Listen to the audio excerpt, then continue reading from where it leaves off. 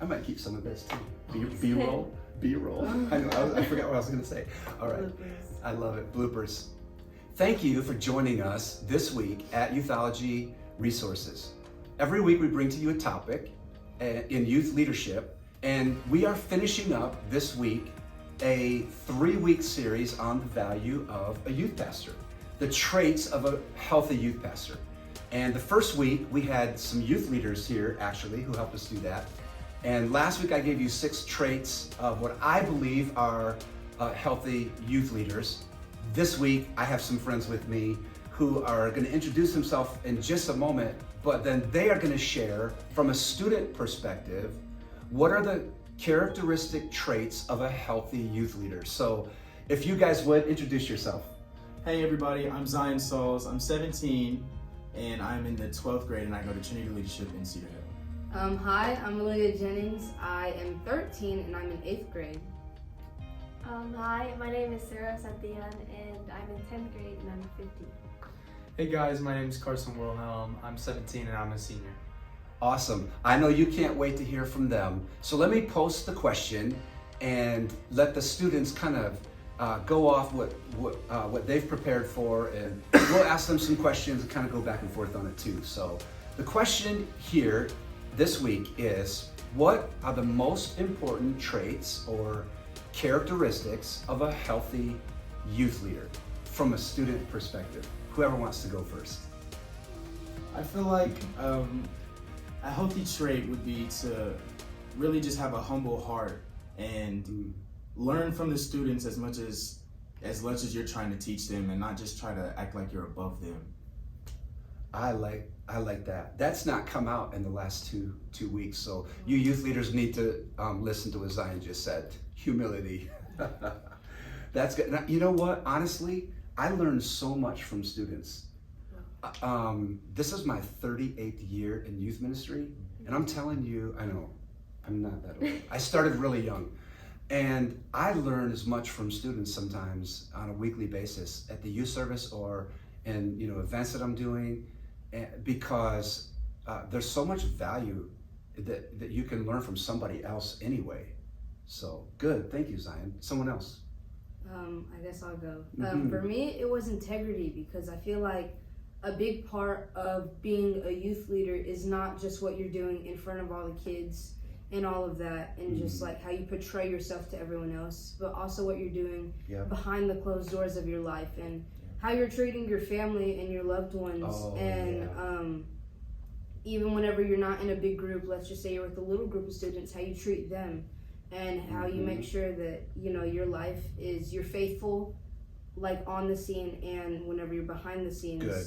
And just that, you're always following God, and just carrying integrity with you wherever you go. I love that, Malia. One of the things we've talked about in this podcast before is youth leaders who don't just love the platform, but love the people. Yeah. You know what I mean? Yeah. Like, I'm not just in it to get a mic. Yeah. Right. I like to say, I'm not in it to get a mic, I'm in it for Mike and Michaela. You know what I mean? It's them, it's the students. This is why we do this. So, man, that's good. Good, thank you. Someone else? Yeah, just kind of going off of that, being passionate about not only youth ministry, but your students as a whole, because it's very evident to students whenever you're, one, not passionate about your faith, but two, not passionate about the students you're ministering to. So it's easier to receive from somebody when you know they really care about you, and what they care about what they're talking about. Oh, that's good. Yeah, you can tell if someone's sold out for youth ministry, or if it's like a stepping stone to something else. We talk on this podcast often about longevity, and one of the keys to youth pastors being in this for a long time is their passion for students. Like, think about it this way. If you have youth leaders who are always with other leaders and always doing leadership development and always with the adults or in the congregation, but they're never at schools, they never go to events, they're never talking to teenagers, then they're not going to be in youth ministry very long. I think the longer, let me say it this way, the more time you spend with teenagers, the longer you'll be in youth ministry. Right. Because you have a passion for the students, Mm. you know. Good. Okay, Sarah, I think you're last. Yes. I think it's important to be genuine because whenever like somebody's like talking to you about something, like they want to talk to you about like their life problems or whatever, and I think it's important for you to be like caring and honest whenever you speak to them because they really want to hear like what you dealt with or like your experience so that they can learn from you and it'll be easier for them to get through what they're going through. Mhm. Caring, honesty, genuineness, traits of a healthy youth leader. I'm gonna ask the students to give me like a positive story of a youth leader, okay, that did something for you that really made you feel good. Like whether it was a great message, whether it was a phone call or a text, whether it was just coming up to you, you know, and giving you a hug, a squeeze, right? A papa squeeze or a mama squeeze, or maybe they showed up at a ball game or a theater event or something that you know what I mean? Give me like something real, an action that a youth pastor did that made you feel really great. I'll just go first. Yeah, go. It was I had gotten a word, and so it was great, you know, and I was just kind of up there sitting in front of everyone, then went back to sit down.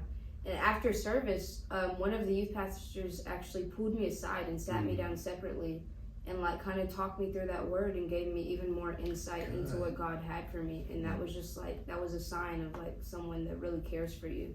And like that just showed me that they cared for me in that way. Yeah. And they were listening enough to that word and they weren't lost in that moment to find you and explain that to you. That's great. Someone else. I guess I'll go.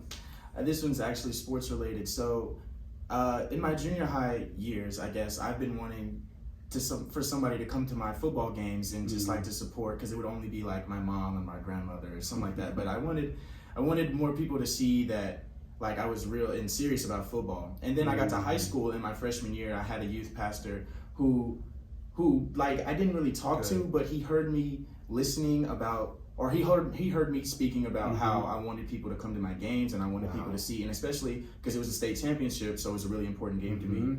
And I got through the game and I didn't see anybody at first, but then he ran up to me and he had a big sign and it was like, it had my number on it and everything, and I was like, wow, it was a really special moment for me, and it just showed me how much that he listened. And even when we didn't have a good of a relationship back then, he still listened and wanted to be a part of my life. And Zion, how long ago was that? That was 4 years ago. See, I mean, making a sign, how long does that take, right? To go get a buck, go get a dollar, a cardboard sign or something, you know, and draw on it a student's name or number, you know, how, and 4 years later, he's thinking of that. Wow. That's great. I love it. One thing I picked up off of what Zion said was that it was really a leader that he hadn't really talked to or made a connection with. And you'll be surprised at the amount of impact you can have on a student whenever you don't really have a relationship with that student, but you go out of your way to connect with them. Yeah. I remember there was an altar call one morning, it was a Sunday morning, and there was an altar call, and I'm up there and I'm just like crying, I'm sobbing because it really hit me, and I was like just kind of upset with the situation I was going through in the moment. And one of the youth pastors, which I've really never had a connection with, never really felt like I related with him, came up to me and sat me down for like 15 minutes and talked to me about what was going on, how I was feeling, and then what God had for me. So good. And I'm like really like honestly the closest with that leader now, a year later. So I mean, that just like really had an impact on me, that he saw me and took time out of his Sunday morning to come and talk to me about it. And what does that take for a youth leader to just walk over with a kid that's praying at the altar? You know, I mean, that's not much of a sacrifice. And look at what it meant to Carson. That's great. Yeah. So I had just performed something and I wasn't happy on how it ended. So I started crying after I left the stage, and a youth leader saw me, and I went straight to the bathroom, and that youth leader followed and went in there and was talking to me, and she hugged me, Mm-hmm. and I just felt like very loved, and I felt a lot better after that. So Good. I was very thankful. Good. Emotional leadership. You know, I really think our students need to know that we're not perfect, that we're not the best preachers on the planet, but that we love them, we have a passion for them, we're willing to follow them to the bathroom and hold them because they messed up on a song or something, right? All of these things, so good. Making a sign, showing up at a ball game, right? Yeah. Listening in a service to hear a prophetic word that was given to Malia, to find her and to define that word more. These are all, that's just to me emotional leadership. That I'm present. So, all right. Hey, thank you for joining us this week. 12 minutes, man. That's all. We try to do these things real quick. And I hope you've learned from students about the value of a healthy youth pastor. So everyone just say a little shout out, like peace, love, like bye, whatever. Peace, All right. love. Yeah. And you can find us on all the socials. Just go to the link tree on my socials, Jeff Grinnell or Youthology, and the link tree will take you where you can watch this on the YouTube channel, where you can read the manuscript. I'll manuscript this out for those of you that would like to use this, and then also where you can listen on the iTunes podcast.